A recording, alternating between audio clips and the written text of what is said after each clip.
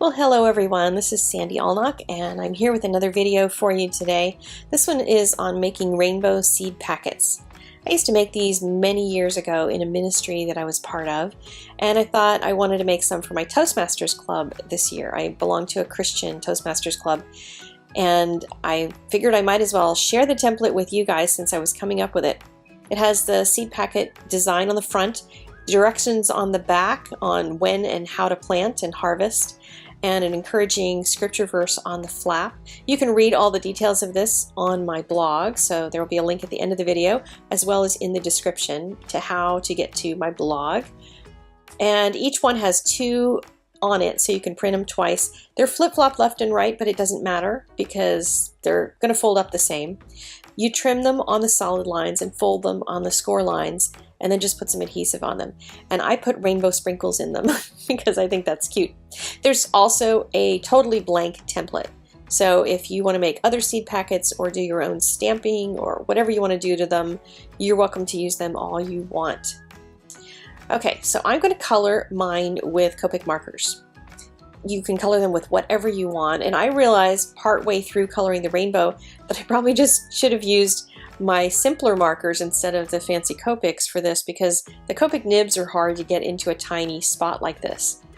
I did pull out one of my original markers. The original Copics have this like sharper bullet point to them, so I love having a couple of colors in my collection that I also have with that bullet nib because it just makes coloring things like this easier.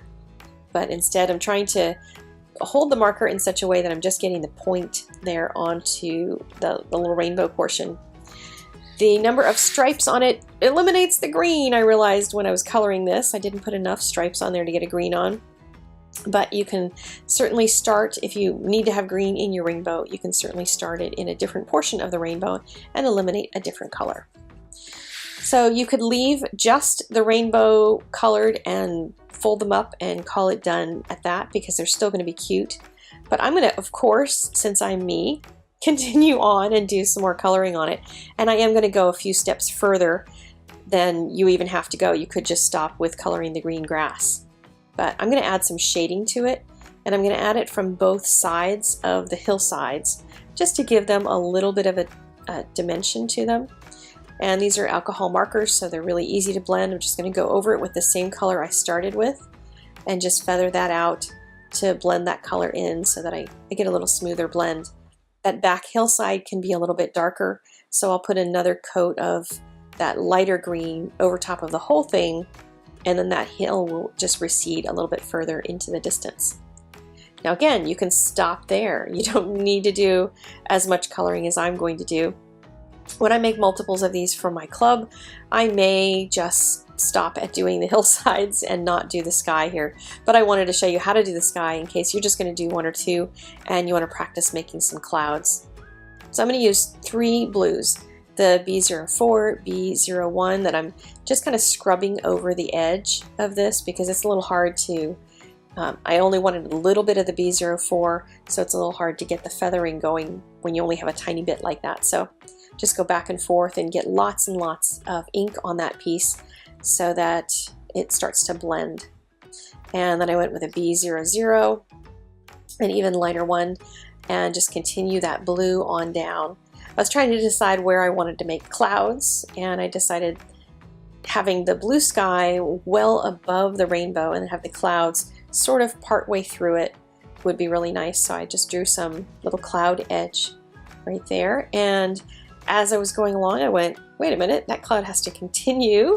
So then I realized I was going to have to do a little bit more coloring, so I just made my sky a little more solid and then added the rest of that cloud line underneath of the rainbow.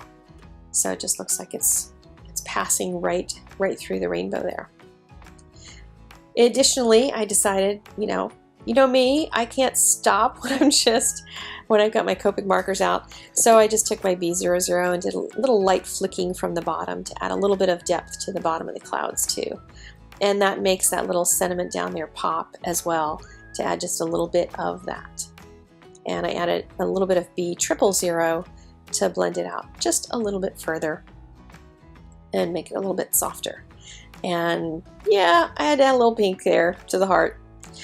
To make the score lines, I just used one of the lines on my scoring board. You can use any scoring board you want. There's Martha Stewart's and these Score Buddy by Score Pal, and just make some score lines. You could also use a piece of fun foam and a ruler in order to do that if you don't have a scoring board, because you just need something that you can fold along. You might be able to do it with your fingers and just do it along the little line, the dotted line that's there, but it's easier if you do some scoring ahead.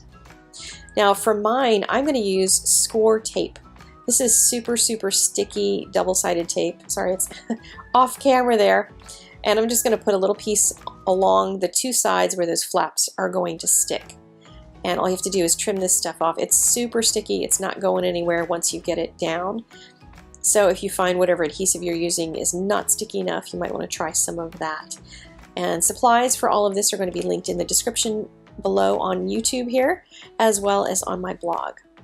So there are the rainbow seeds in their cute little sweet packet, and you can see that the little rainbow seed little sprinkles are just going to be a lot of fun to put inside and then make this thing shake, because you know anybody's going to shake it when they start hearing a little noise being made.